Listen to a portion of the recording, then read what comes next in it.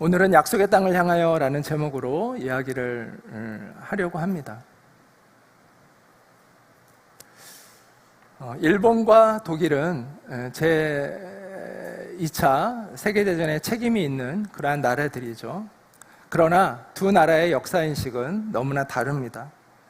일본은 자신들의 잘못을 인정하지 않고 감추려고 급급하고 있고, 또 왜곡된 역사를 그 후손들에게 가르치려고 하고 있습니다. 하지만 독일은 일본과는 사뭇 다릅니다. 독일은 민주주의를 실천하기 위해서 깨어있는 시민이 필요하고, 그 민주 시민이 되려면 역사의식을 가지고 있어야 된다라고 그렇게 믿고 있습니다. 그래서 단순히 역사적인 지식을 전달하는 것이 아니라 과거의 역사를 다룰 줄 아는 역량을 개발해 주는 것이 그들의 역사 교육의 핵심이라고 이야기를 합니다. 그런데 독일이 어떻게 해서 이렇게 역사 교육을 강조하게 되었느냐 하면 이미 한 번 실패했기 때문에 그래요. 제1차 세계대전의 책임도 독일에게 있었죠. 그런데 그들이 그 역사의 그것들을 되돌아서 반성하지 않았기 때문에 또 다시 파시즘에 의해서 2차 세계대전이 또 일어나게 됐죠. 그래서 그런 실패가 있었기 때문에 독일은 더 이상 우리가 그렇게 되어서는 안 되겠다라는 그러한 생각을 가지게 된 것입니다. 그래서 2차 세계대전이 끝난 이후에 독일은 철저한 자기 반성, 역사 교육의 재정립에 들어가게 됩니다. 그리고 1970년 12월에 폴란드의 바르샤바에 있는 유태인 옛 거주 지역에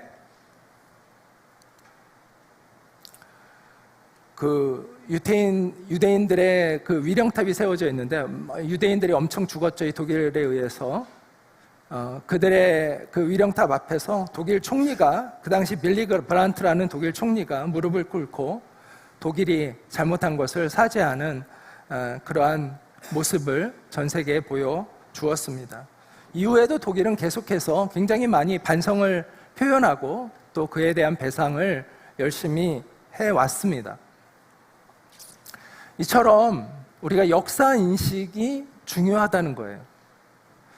과거는 돌이킬 수 없어요. 그러나 우리는 과거를 토대로 새로운 미래를 열어갈 수가 있어요. 그렇기 때문에 우리는 역사를 알아야 합니다. 단순히 지식을 쌓기 위한 역사 공부라면 그것은 별로 의미가 없을 거예요. 역사를 통해서 우리의 오늘을 성찰하고 미래를 열어갈 때 그 역사에 대한 지식이 의미가 있는 것이죠. 그러므로 우리는 오늘 이스라엘의 아픈 역사를 되돌아보면서 그것을 오늘 우리의 삶과 미래의 방향으로 삼고자 합니다. 히브리서 기자가 오늘 전하는 이 역사적인 통찰에 우리는 귀를 기울일 필요가 있습니다. 자, 히브리서 3장 7절부터 14절에 보면 성령이 이르신 바와 같이라고 되어 있는데, 이거는 시편 95편을 지금 인용하고 있는 거예요. 구약 성경 시편 95편을 인용해서 지금 구약 성경을 인용해서 지금 히브리서 기자가 이야기를 하고 있는 거예요. 시편 95편이 하나님의 말씀이잖아요. 그래서 성령에 이르신 바와 같이, 시편 95편에 있는 말씀 같이 오늘 너희가 하나님의 음성을 듣거든.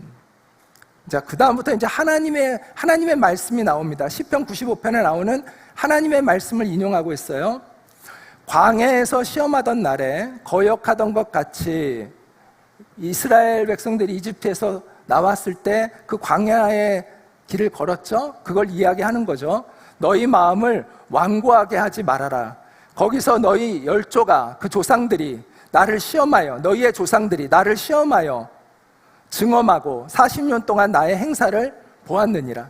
그러므로 내가 이 세대에게 노하여 이르기를 그들이 항상 마음이 미혹되어 내 길을 알지 못하는도다 하였고, 내가 노하여 맹세한 바와 같이 그들은 내 안식에 들어오지 못하리라 하였느니라. 자, 이 말씀을 인용하면서 히브리서 기자는 이런 권면을 하고 있습니다. 자, 형제들아, 너희는 상과 혹 너희 중에 누가 믿지 아니하는 악한 마음을 품고 살아계신 하나님에게서 떨어질까 조심할 것이요 오직 오늘이라 일컫는 동안에 매일 피차 권면하여 너희 중에 누구든지 죄의 유혹으로 완고하게 되지 않도록 하라. 그러니까 너희의 그 조상들처럼 되지 않도록 해라, 이 이야기를 하고 있는 거죠. 자, 우리가 시작할 때 확신한 것을 끝까지 견고히 잡고 있으면 그리스도와 함께 참여한 자가 되리라, 이렇게 말씀하고 있습니다. 자, 이들이 반면교사로 삼아야 하는 조상은 아까도 이야기한 대로 지금으로부터 약 3,500년 전에 이집트를 탈출했던 이스라엘 백성들입니다. 모세의 지도로 하나님의 특별한 섭리와 기적을 경험하면서 그들은 노예살이를 하던 이집트를 빠져나와서 하나님이 허락하신 약속의 땅 가나안 땅을 향하여 갔습니다. 하나님은 시내산에서 이스라엘 백성들을 약 1년 동안 지체하게 하세요. 1년 동안을 왜 지체하게 했냐면 퍽퍽거리지 않아요? 괜찮아요? 그 1년 동안을 왜 지체했냐 하면은 하나님의 말씀을 그들에게 주는 기간이었어요. 그러니까 십계명을 받고 거기서 율법을 받고 그렇게 하면서 하나님의 법도와 규례를 배우게 됩니다. 그리고 그들은 마침내 가나안 바로 그 국경에 있는 가데스 바네아라는 그 국경에 도달하게 되는데, 이게 이집트에서 탈출한 때로부터 얼마나 지나서였냐면 1년 3개월이에요. 그때 이스라엘은 12명의 정탐꾼을 보내서 가나안 땅을 정탐하게 하는데 그들이 40일 동안 그곳을 정탐하고 돌아옵니다. 그 12명의 정탐꾼 중에서 갈렙과 여호수아를 뺀 10명의 정탐꾼들이 이렇게 보고를 합니다. 우리가 그 가나안 땅에 갔더니 정말 거기는 풍요로운 땅이 맞더라. 하나님이 약속하신 땅이 맞더라. 그런데 거기에 사는 민족들은 우리보다 훨씬 더 힘도 세고 키도 크고 거기에 비하면 우리는 메뚜기처럼 초라하더라. 그들의 성은 너무나 높아서 우리가 점령할 수가 없고 우리가 그들과 전쟁하게 된다면 우리는 다 죽게 될 거예요. 이렇게 보고를 하게 됩니다. 이 보고를 들은 이스라엘 백성들이 어떻게 하죠? 울고불고 난리가 나요. 그리고 하나님을 원망하고 모세를 원망하면서 이렇게 말합니다. 자, 같이 한번 읽어볼까요? 같이 읽겠습니다. 시작. 차라리 우리가 이집트에서 노예로 살아가는 것이 더 좋았는데 어찌하여 하나님은 우리를 이 땅으로 인도해서 죽게 합니까? 차라리 이제라도 우리가 이집트로 다시 돌아갑시다. 이렇게 이야기를 해요. 그러니까 갈렙과 여호수아가 옷을 찢으면서, 이 옷을 찢는다는 것은 어떤 슬픔과 또 분노를 표현하는 거거든요. 옷을 찢으면서 뭐라고 하냐면 같이 읽겠습니다. 시작. 우리가 가고자 하는 그 땅은 심히 아름다운 땅입니다. 하나님께서 우리를 기뻐하시면 우리가 그 땅을 차지하게 하실 것입니다. 하나님을 거역하는 행동을 하지 마십시오. 이 말을 했던 여호수아와 갈렙을 이스라엘 백성들이 어떻게 하려고 했냐면 돌로 쳐서 죽이려고 했어요. 하나님이 너무 노하셔서 그 자리에 나타나십니다. 그리고 이스라엘 백성들을 심판하십니다. 그 결과 이스라엘은 40년을 광야에서 방황한 후에야 비로소 가나안 땅에 들어가게 됩니다. 그것도 모든 성인, 20세 이상의 모든 남자 성인들은 다 죽음을 당해야 돼요. 자기의 행동에 대한 책임을 져야 했기 때문에. 단 2사람, 갈렙과 여호수아만을 뺀 나머지 모든 성인은 다 죽고 아무도 그 가나안 땅에 들어가지 못하게 됩니다. 자, 어떤 사람들은 이런 착각을 해요. 하나님이 40년의 광야 생활을 원래 계획하고 이스라엘 백성들을 이끌었다고 착각을 해요. 그거 아니에요. 그건 운명론적인 잘못된 생각이에요. 하나님의 계획은 1년 3개월에 가데스 바나에 도착하고 거기서 점령하는 것들을 아무리 길어도 1년 6개월 안에는 그들이 그 가나안 땅으로 들어가야 하는 것이 맞는 거예요. 그게 하나님의 원래 목적이고 계획이었어요. 그런데 그렇게 되지 않은 이유는 40년을 방황하게 된 거는 원래 하나님의 계획이 아니에요. 이거는 뭐 때문에 생긴 거예요? 불순종 때문에 생긴 비극적인 사건이에요. 하나님과 우리와의 관계는요, 무슨 이 운명론적인 관계, 반드시 뭐 이렇게 돼야만 되는 그런 관계가 아니라 우리의 행동과 하나님의 은혜가 같이 상호작용하면서 역사들을 이루어가는 것이지, 예정론이라는 것이 이렇게 프로그램처럼 되어지는 것이 예정론이 아니라는 것을 우리가 알아야 돼요. 이걸 예정론으로 설명하면 이건 잘못된 해석이라는 거죠. 하나님은 원래 우리가 아니라 이스라엘 백성들을 원래 40년 동안 헤매게 하는 것이 목적이 아니라 1년 6개월 안에는 거기에 가는 것이 하나님의 원래 계획이었다는 거예요. 그런데 그렇게 되지 않은 것은 그들이 불순종했기 때문이다.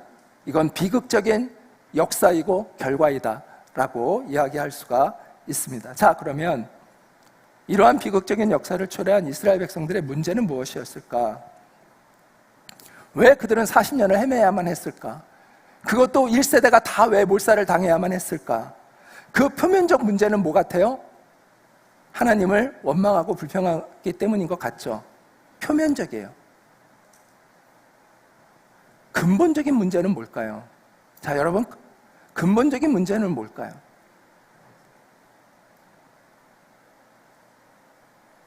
그것은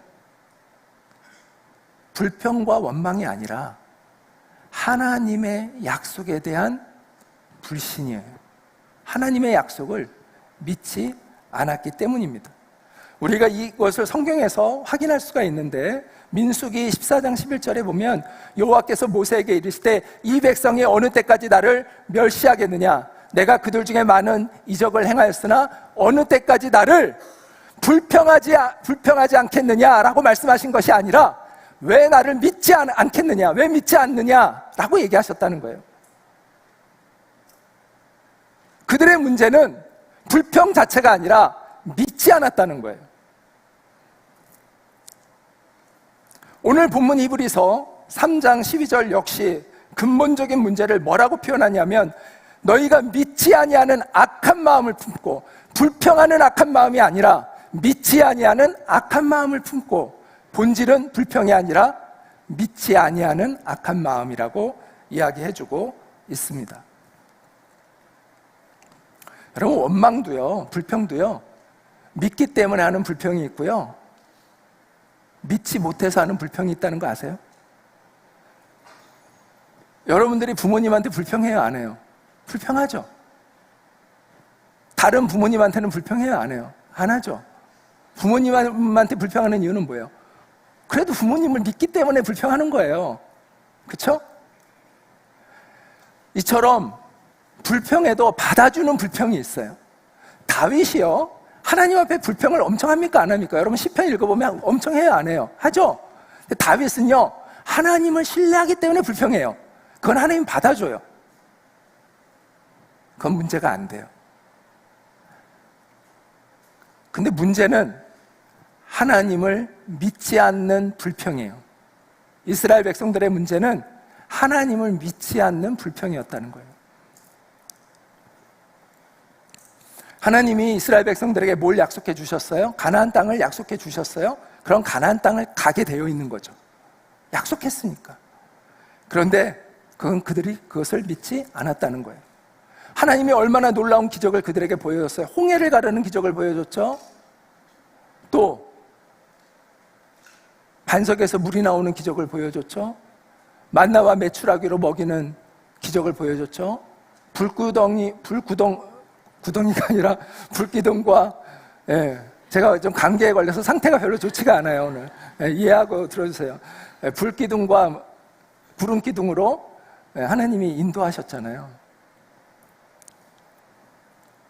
이런 놀라운 기적을 그들은 경험을 했습니다. 불평할 때마다 하나님이 해결해 주셨어요. 목이 마르다고 하니까 반석에서 물이 나오게 하시죠. 배고프다고 하니까 만나와 메추라기를 보내주시죠. 하나님이 불평할 때마다 그것들을 해결해 주셨어요. 그런데 그들이 불평하면서 항상 했던 말이 뭔지 아세요? 이집트로 돌아가자. 그때가 더 나았어. 이 불평을 항상 했어요. 얼마나 했는지 아세요? 이 똑같은 불평을, 이 불평을 얼마나 했는지 아세요? 성경에 10번이나,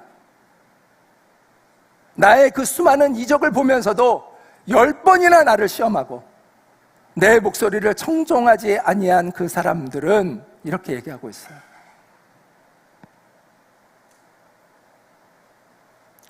그들은 내가 약속한 그 땅에 갈 수 없다고 말씀하고 있는 거죠.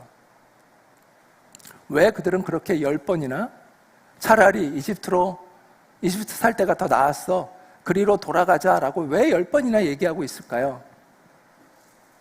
믿지 않았다는 거예요. 원인은 믿지 않았다는 거예요. 정말 믿었다면, 그리고 그 가나안 땅이 정말 젖과 꿀이 흐르는 그 땅이라는 것을 그들이 믿었다면 광야에서 좀 목이 마르다고 원망할 수 있을까요? 심지어 우리가 차라리 이집트로 돌아가는 게 나아, 그런 말을 할 수 있을까요? 배가 좀 고프다고 야 우리가 이제 이집트로 다시 돌아가자, 그런 말을 할 수 있을까요? 왜 그런 말을 한 거죠? 믿지 않았다는 거예요. 이것은 그들만의 이야기일까요? 우리의 이야기는 아닐까요? 우리도 하나님 앞에 믿지 않아서 원망하는 게 있지 않을까요? 나 돈이 없어서 가난하다고 하나님을 원망해요. 또 병들었다고 하나님을 원망해요. 내 직업을 잃어버리게 됐다고 하나님을 원망해요. 그러면서 뭐라고 얘기를 해요? 내가 차라리 믿지 않을 때가 더 나았어. 어떻게 이런 소리를 할 수 있습니까? 정말 하나님이 나에게 주신 약속이 뭔지를 내가 안다면, 그걸 내가 정말 믿는다면 어떻게 우리가 그런 불평을 할 수가 있습니까? 실상은 믿지 않고 있는 것이죠. 하나님의 약속을 안 믿고 있기 때문이죠. 제가 알고 지내던 어떤 선교사님이 있어요. 이분이 이런 이야기를 하더라고요. 이 선교사님을, 대학생 때 이 선교사님을 전도한 친구가 있대요. 대학생 친구가. 그래서 이분이 이제 예수님을 믿게 됐는데, 어느 날 그 친구가 자기에게 오더니 이렇게 얘기하더래요. 야, 예수 믿었더니 힘든 일만 더 생기더라. 너도 이제 교회 가지 마라. 이렇게 얘기하더래요. 근데 자기는 이미 복음에 대한 확신이 있었기 때문에 더 이상 흔들리지는 않았다고 하더라고요. 네.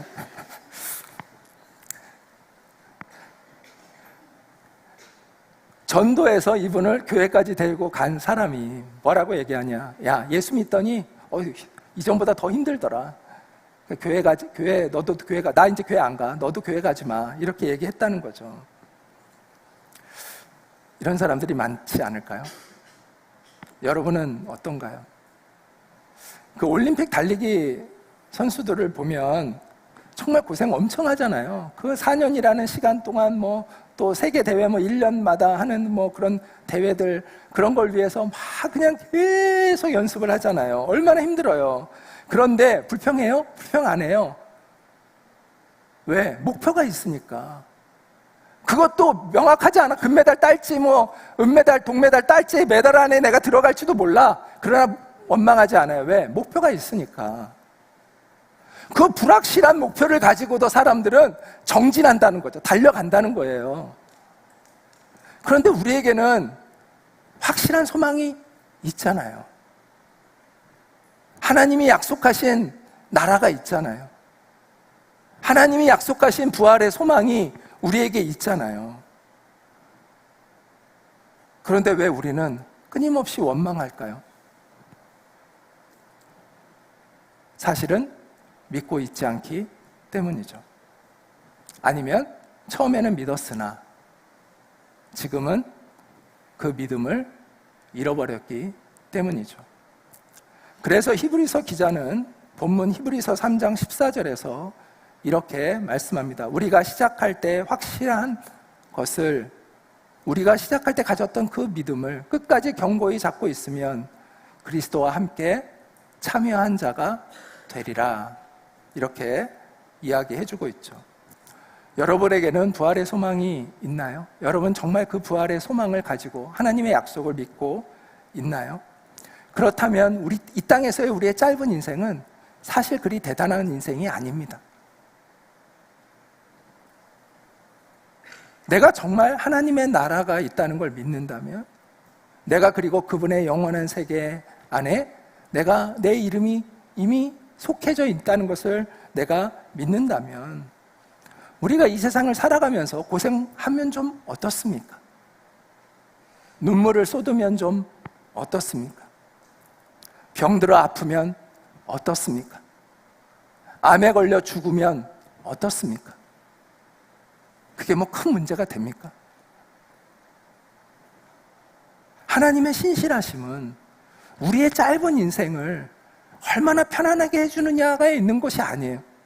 하나님의 약속은 우리의 짧은 인생을 뭐 그 10년 더 늘려주고 20년 더 늘려주고 이런 차원의 것이 아니에요. 하나님의 그 약속은 나를 뭐 암으로부터 보호해주고 치유해주고 이런 차원의 것이 아니에요. 하나님의 약속은 우리의 가족을 교통사고로부터 보호해주고 그런 차원이 아니에요.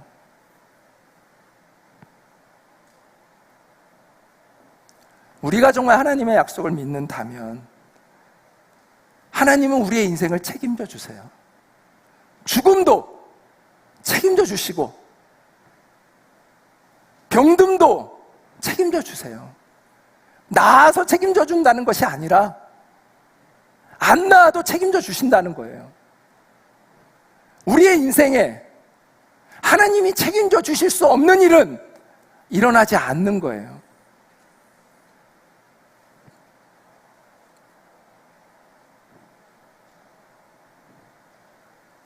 우리가 정말 하나님의 약속을 믿어야 돼요.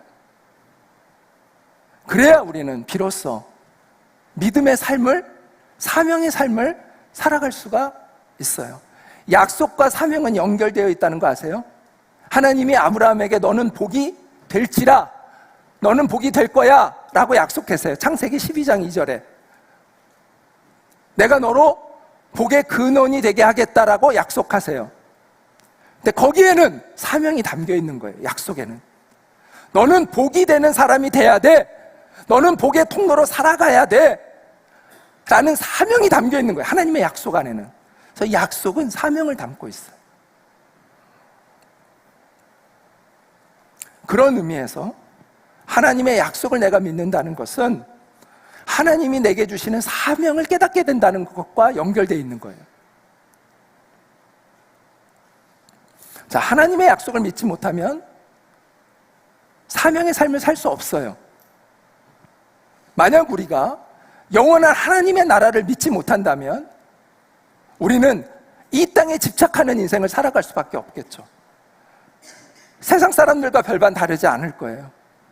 여기서 어떻게든 내가 잘 먹고 편안히 잘 살고 내가 사람들 앞에 유명해지고 폼나는 인생을 사는 것, 그것이 우리의 꿈일 수밖에 없겠죠. 영원한 하늘나라가 있다는 것을 믿지 못한다면 그런 우리가 어떻게 하나님의 사명을 감당하며 살아갈 수 있겠습니까? 하나님이 사명을 주신다 한들 어떻게 그 사명을 감당하며 살아갈 수 있겠습니까? 따라서 하나님의 약속을 믿지 못하는 사람은 사명을 감당할 수가 없어요. 우리가 정말 하나님의 나라를 믿고 소망할 때 우리의 가치관이 세상과 달라질 수 있고, 그래야 우리는 믿음의 길을, 사명의 길을 걸어갈 수가 있는 것이죠. 흔히 꿈과 비전과 사명 비슷한 단어로 우리가 씁니다. 그런데 저는 사명이라는 단어를 좋아합니다. 왜냐하면 꿈과 비전은 얼마든지 하나님을 이용해서 내 것을 쟁취하는 것으로 이용할 수가 있는 것 같아요, 이 단어들은. 근데 사명이라는 단어는 이용할 수 없는 단어이거든요. 왜냐하면 사명은 희생을 전제로 하는 것이니까. 그래서 오늘날 꿈을 외치는 사람은 많고 비전을 외치는 사람은 많지만 사명을 얘기하는 사람은 많지 않은 것 같아요.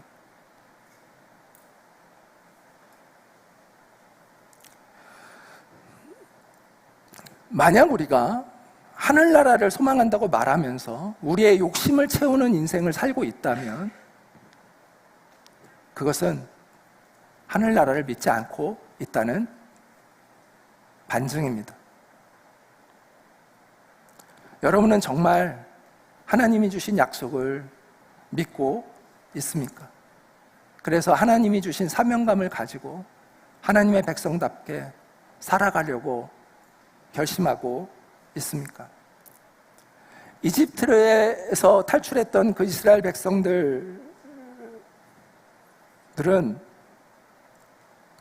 그 가나안에 대한 하나님의 약속을 믿지 못했기 때문에 사명감이 없었어요. 약속을 믿지 못하니까 사명감이 없었어요. 단 사명감을 가진 사람이 두 사람, 갈렙과 여호수아밖에는 없었다는 거죠. 그들만 하나님의 이름으로 전쟁을 하려고 했어요. 사명감 없이는 용기를 가질 수가 없습니다. 사명감 없으면 희생을 할 수가 없습니다. 사명감이 없이는 주님의 부르심에 우리가 응답할 수가 없습니다. 여러분은 사명감을 가지고 있습니까? 배부름, 편안함, 쾌락이라는 이 사탄이 깔아놓은 수많은 장애물들, 그 장애물들을 넘어서 예수 그리스도의 깃발을 들고 나아갈 수 있는 용기가 있습니까?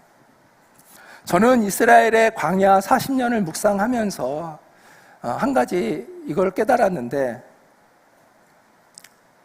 똑같은 광야잖아요. 그런데 불순종한 1세대와 순종한 다음 세대에게는 완전히 다른 의미의 땅이었다는 거예요. 똑같은 땅이에요. 거기에 똑같이 그들이 함께 있었어요. 그런데 불순종한 1세대에게는 그 땅은, 광야는 죽음의 땅에 불과한 거예요. 그런데 순종했던 그 2세대에게는 그 땅은 약속의 땅으로 들어가는 훈련의 과정이었다는 거예요. 여러분, 인생이 힘들죠? 힘들어요. 인생은 광야와 같아요. 그런데 이 광야와 같은 인생을 내가 그냥 죽음의 땅으로 만들 것이냐, 아니면 하나님의 약속으로 들어가는 훈련의 땅으로 만들 것이냐는 우리의 선택에 달려있다는 것이죠. 하나님은 어제나 오늘이나 동일하세요. 이집트의 1세대나 2세대에게나 하나님이 주신 약속이 동일해요. 가나안 땅을 약속해 주셨어요. 그런데 그들의 반응은 달랐다는 거예요. 1세대는 안 믿었기 때문에 원망하고 불순종해서 그 땅에 못 들어갔고, 2세대는 그 1세대의 잘못된 것을 보면서 그들은 정신을 차리고 하나님의 약속을 굳게 믿고 하나님 앞에 순종해서 그 약속의 땅으로 들어갔다는 거죠.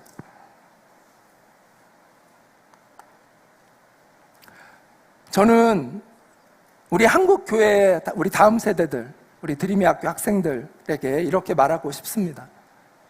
오늘날 한국교회에 대해서 비판하는 그러한 사람들이 많이 있습니다. 세습의 문제, 교회도 세습이 되고, 또 물질주의에, 또 세속주의에 물든 교회, 삶과 신앙이 일치하지 않는 그러한 믿음의 선배들의 모습들, 이와 같은 문제들에 대해서 우리 다음 세대들이 실망도 많이 하고 또 교회를 떠나고 있습니다. 그러나 우리가 공과는 좀 알 필요가 있는 것 같아요. 잘못한 것이 있어도 또 기여한 부분이 있다는 것을 또 인정할 줄도 알아야 된다고 생각합니다. 한국교회가 이렇게 막 성장할 때가 제가 젊었을 때예요. 그러니까 우리나라가, 교회가 막 성장할 때가 1960년대 중반부터 1980년대까지예요. 제가 대학교 8호 학번이거든요. 네. 그래서 저 때도 교회가 많이 성장할 때예요. 그래서 지금 교회를 보면 대부분 교회에서 어떤 중직을 가지고 중요한 역할을 하고 있는 그 세대들이 보면, 그때 교회가 막 성장할 때 신앙을 갖고 열심을 가지고 훈련받았던 사람들이 대부분 교회를 오늘날 중요한 역할들을 하고 있어요. 자, 우리가 그분들을 과소평가하면 안 돼요. 그분들은 믿음의 터전을 준 거예요, 우리에게. 비록 과오가 있지만, 부족한 것도 많이 있지만, 그러나 믿음의 터전을 우리에게 마련해 줬어요. 그렇다고 해서 그들이 그럼 그들의 사명을 다했는가? 하나님이 기대했던 그 기대를 감당을 했는가? 그 부르심의 소명을 다했는가? 그런 질문 앞에 떳떳하게 그렇다고 말할 수는 없는 것 같아요. 그것도 역시 부족한 것도 사실이에요. 근데 제가 하고 싶은 질문은 이거예요. 자, 그렇다면 오늘날 한국교회를 문제시 여기는 다음 세대는 그럼 희망이 있는가? 그들은 다른가? 그럼 그들은 더 깨끗한가? 그럼 그들은 더 헌신되어 있는가? 그들은 하나님의 약속의 땅으로 들어갈 준비를 했는가? 그들은 다른가? 라는 질문이죠. 달랐으면 좋겠어. 정말 달랐으면 좋겠어요. 이스라엘의 복은 비록 1세대는 그렇게 허망하게 광야에서 죽었지만 소망의 2세대가 있었다는 거죠. 소망을 주는 다음 세대가 있었다는 거예요. 만약 그들이 1세대 보고 야, 너희들은 하나님 앞에 똑바로 살고 너희는 그 가나안 땅에 들어가야 돼 라는 말에 아유, 어머니 아버지도 똑바로 못 살았으면서 그래서 광야에서 지금 죽게 됐으면서 왜 나는 똑바로 살라고 얘기해요? 왜 나는 광야 그 가나안 땅으로 들어가라고 얘기해요? 라고 했다면 얼마나 불행합니까?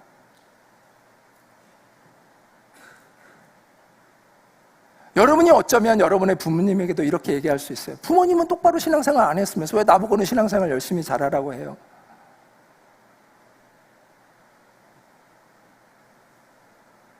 그런 가정은 희망이 없습니다. 그런 다음 세대를 가진 민족은 희망이 없습니다. 비록 그 부모의 세대는 하나님 앞에 불순종해서 그 땅에 들어가지 못했지만 내가 그것을 감당하겠다고 나서는 사람들이 있을 때 그 가정이 소망이 있고 그 민족이 소망이 있는 거죠.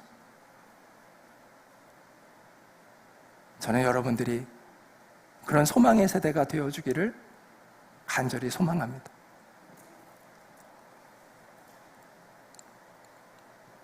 주님은 여러분과 새로운 언약을 맺기를 원하고 계십니다. 여러분이 주님을 믿음으로 따른다면 하나님은 여러분을 약속의 땅으로 인도해 가실 것입니다.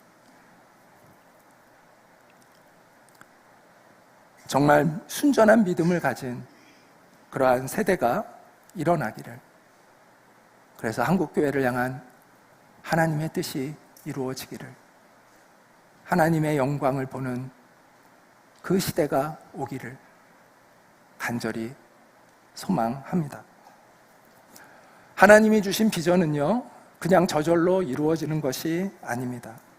이집트를 탈출했던 이스라엘 백성들을 보아도 우리가 알 수 있지만 그들이 비전을 받았죠? 비전을 받았다고 그냥 하루아침에 뭐가 이루어지나요? 그렇지 않아요. 비전을 받은 것은 출발점에 서는 거예요. 그 비전이 이루어지려면 믿음과 인내와 순종이 필요해요. 한번 따라해볼까요? 믿음과 인내와 순종, 이게 있어야 비전이 이루어지는 거예요. 물론 비전을 받는 게 중요해요. 왜냐? 비전은 갈 바를 아는 거예요. 내가 어디로 가야 할지도 모르는데 내가 어떻게 출발을 할 수 있겠어요? 비전은 내가 어디를 향하여 가야 되는지를 알게 된 거예요. 중요해. 비전이 없으면 어디로 가야 할지를 몰라. 비전이 있어야 내가 어디를 가야 할지를 아는 거죠. 비전은 그래서 중요해요. 그러나 출발점에 선 거예요. 비전을 받았다는 것. 그것으로 다 이루어지는 것은 아니에요. 그것이 이루어지려면 믿음과 인내와 순종을 통해서 우리가 그 땅을 향하여 갈 수 있는 것이죠.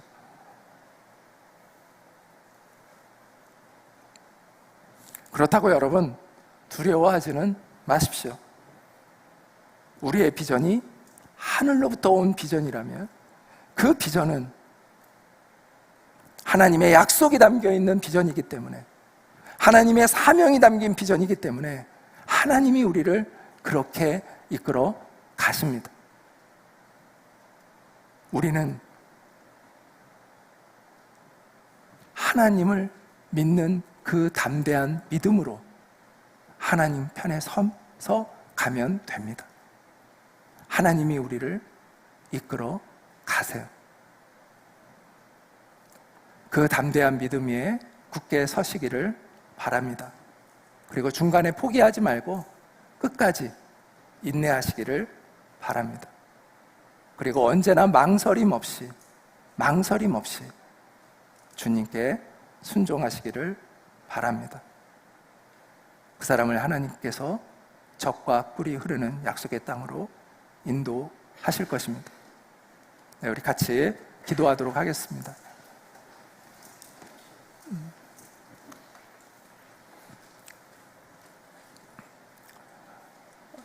우리에게 하나님께서 비전을 주신 것에 대해서 감사했으면 좋겠습니다. 하나님 나라의 비전을 우리로 하여금 보게 하시고, 우리로 하여금 어디에서부터 출발해야 할지를 알게 하시고, 어디로 가야 할지, 우리의 인생이 어떤 방향으로 가야 할지를 이끌어 주신 하나님께 감사했으면 좋겠습니다. 그리고 그 길을 향하여 가는 우리에게 하나님께서 담대한 믿음을 주셔서 하나님의 약속을 굳게 붙들고 전진하며 나아갈 수 있는 우리가 될 수 있도록 도와주십시오. 우리 어른들에게는 이렇게 말씀드리고 싶어요. 여러분이 갈렙과 여호수아와 같은 사람이 되었으면 좋겠습니다. 그래서 하나님의 그 약속의 땅에 들어가는 그 갈렙과 여호수아와 같은 사람이 내가 되게 해달라고 기도했으면 좋겠습니다.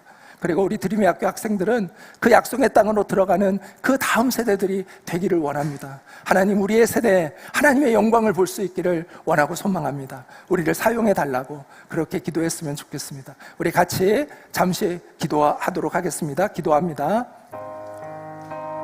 은혜로우신 하나님, 우리에게 하나님이 주신 약속의 땅을 보게 하시고 그 땅을 향하여 나아갈 수 있는 믿음을 갖게 하여 주셔서 감사합니다. 하나님, 우리에게 담대한 믿음으로 하나님의 부르심에 응답할 수 있는 우리가 되게 하시고 순종함으로 그 땅에 들어가는 우리가 될 수 있기를 간절히 원하고 소망합니다. 하나님, 갈렙과 여호수아처럼 사명감을 가지고 하나님 믿음의 도전을 하며 담대하게 하나님이 부르신 땅을 향하여 나아가는 하나님 기성세대들이 있게 하여 주시기를 간절히 원하고 소망합니다. 그리고 하나님, 이스라엘의 이 세대처럼 믿음으로 하나님의 약속의 땅으로 들어가는 우리 다음 세대들이 일어나게 되기를 간절히 원하고 소망합니다. 우리 드림의 학교 학생들이 하나님 그 약속의 땅에 이르는 그러한 다음 세대들이 될 수 있게 하여 주시고, 이들을 통하여 하나님의 영광을 볼 수 있는 우리 교회가 될 수 있도록, 이 나라가 될 수 있도록, 아버지, 우리 민족이 될 수 있도록 하나님께서 은혜를 베풀어 주시기를 간절히 원하고 소망합니다. 이들을 통해서 하나님 아버지 놀라운 하나님의 역사가 이 땅에 펼쳐져 가는 것을 바라볼 수 있도록 주님 도와주시옵소서. 하나님의 부흥의 세대가 이 땅에 일어날 수 있도록 주님께서 은혜를 더하여 주시옵소서. 하나님, 오늘 이집트를 탈출하여 광야에 약속의 땅을 향하여 출발했던 그 이스라엘 백성들의 역사를 통해서 하나님, 다시 한번 우리의 마음을 점검하고 우리가 어떤 믿음으로 살아가야 할지를 돌아볼 수 있게 해주셔서 감사합니다. 하나님의 약속을 굳게 신뢰함으로 용기를 가지고 하나님이 주신 약속의 땅을 향하여 전진하며 나아갈 수 있는 우리가 되게 하여 주시기를 간절히 기도합니다. 특별히 하나님, 우리 드림의 학교 학생들을 축복합니다. 이들이 하나님 부흥의 세대가 되게 하시고 하나님의 약속의 땅에 들어가는 세대가 되게 하시고, 이들을 통해서 하나님의 영광이 한국교회 우리 민족 가운데 하나님 드러나게 하시고, 하나님 이들을 통해서 하나님 남과 북이 통일되어지는 그러한 새로운 시대가 열려지고 또 온 세계 열방에 주의 복음이 편만하게 펼쳐져 나가는 역사가 일어나는 것을 보게 하여 주시옵소서. 예수님의 이름으로 기도합니다. 아멘.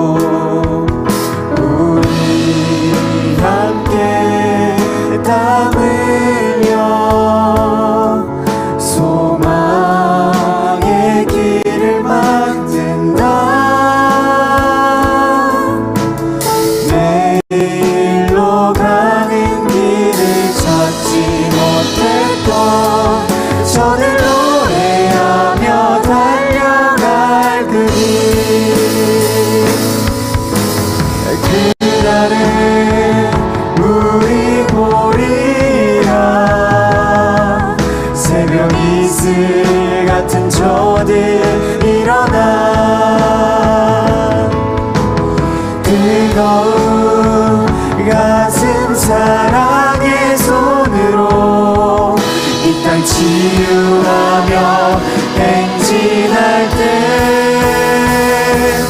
오래 황폐하였던 이 땅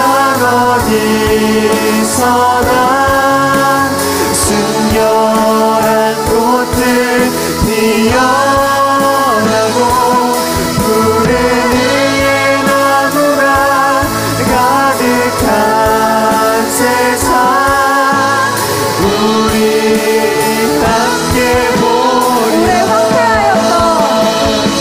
오래 황폐하였던 이 땅 어디서나 순결한 꽃들 피어나고 푸른 의의 나무가 가득한 세상 우리 함께 보리라. 이제는 우리의 유일한 소망 되시는 주 예수 그리스도의 은혜와 하나님 아버지의 크신 사랑과 성령님의 교통하심이 오늘 이 말씀을 듣고 믿음으로 하나님의 약속의 땅을 향하여 나아가기를 원하는 모든 이들 위해 늘 함께 있기를 간절히 축원하옵나이다. 아멘.